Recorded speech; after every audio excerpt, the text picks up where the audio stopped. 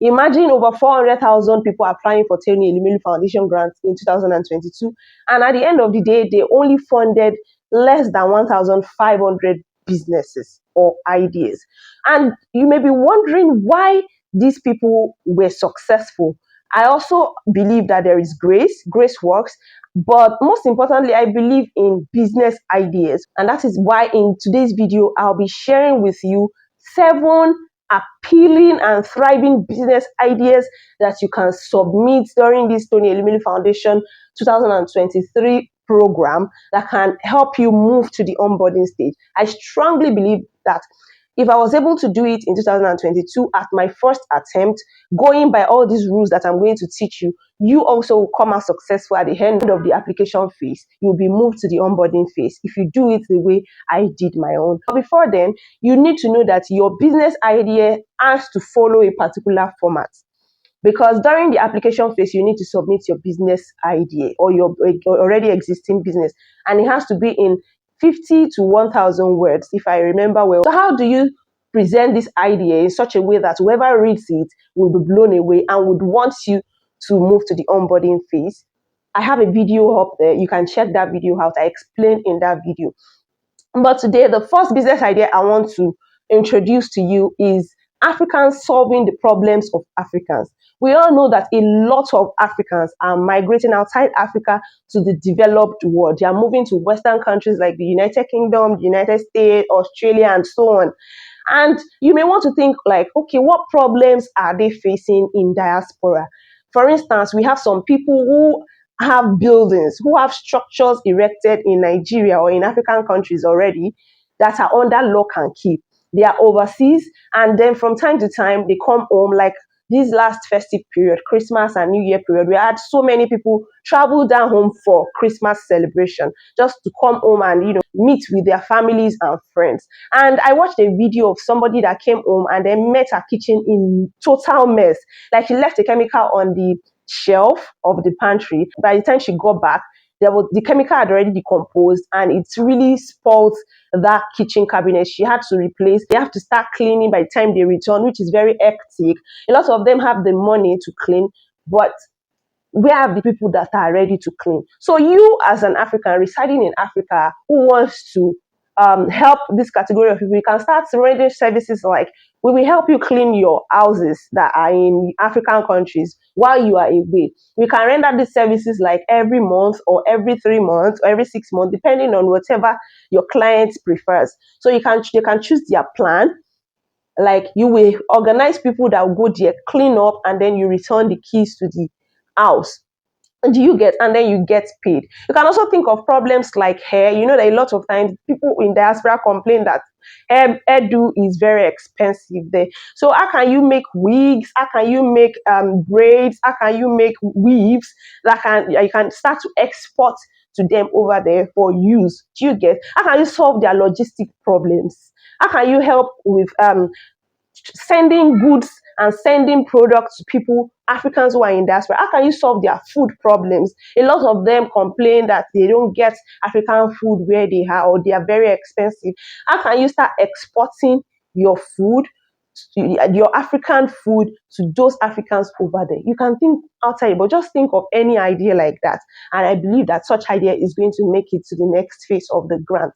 This next idea is trying to solve scarcity problem. Economists will say scarcity is when the demand is high but the supply is low. So think outside the box. Think within your profession, within your area of expertise. What is in high demand but is in low supply?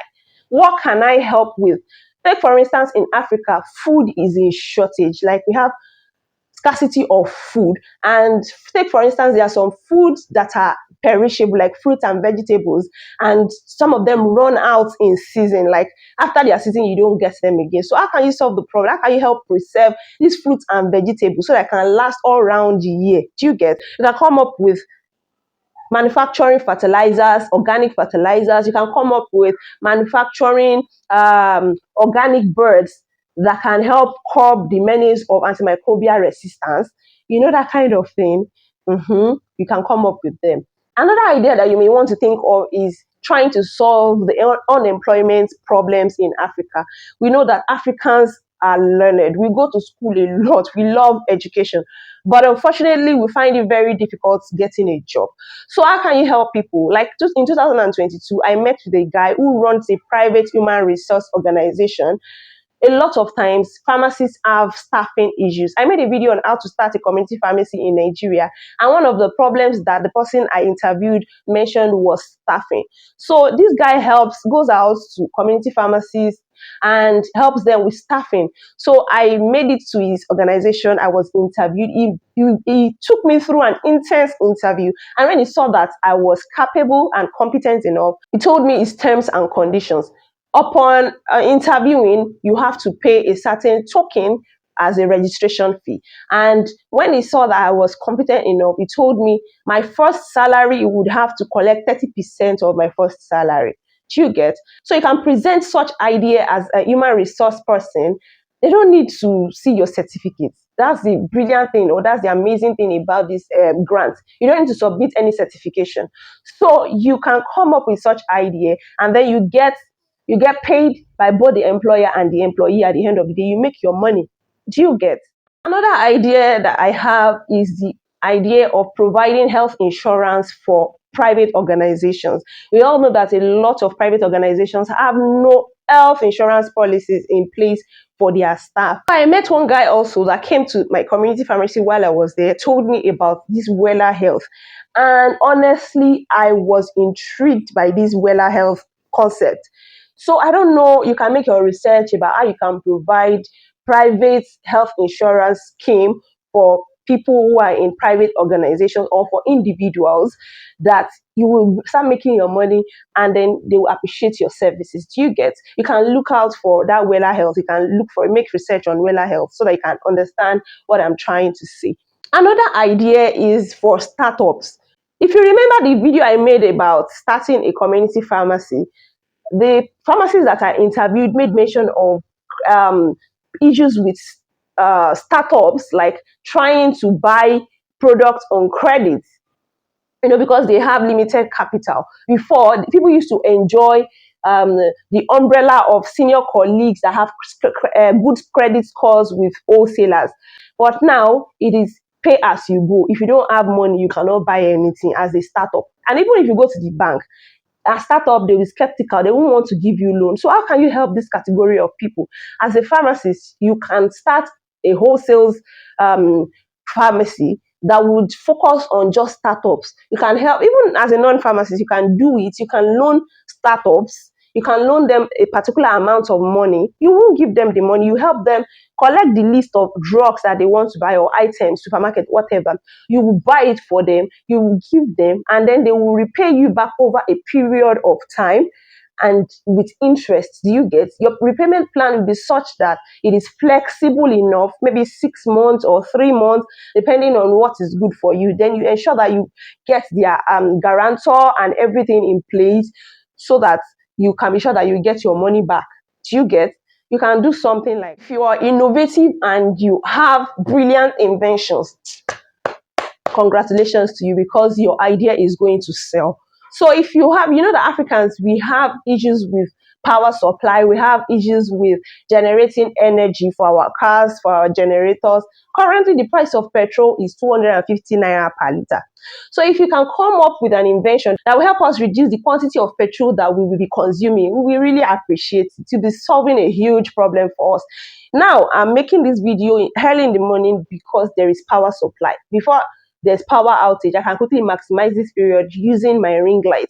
So we have issues with power supply. If you can help us with alternative power supply, like we have our solars and inverters now, if you can come up with something even cheaper than solars and inverters, brilliant, that idea is going to make it. But you also need to remember that all your ideas need to follow a particular format. Otherwise, the person reading might not really grasp the concept. So for you to have an appealing idea format, you need to be able to answer some questions like, what problem are you solving? What problem can you identify around you? What solution do you want to prefer to this problem? Who are the category of people who have this problem? How do you intend? What's the process of solving this problem? What solution, your solution, how is it going to solve this problem? How are the people who have the problem going to enjoy, like what's the outcome of your solution on the lives of these people that are having the problem that you have identified. Then you need to be able to state how you intend to make profit and how you intend to make your business grow. Your business has to be scalable. It should be able to reproduce itself in another location. Do you get? So you have to follow this format strictly.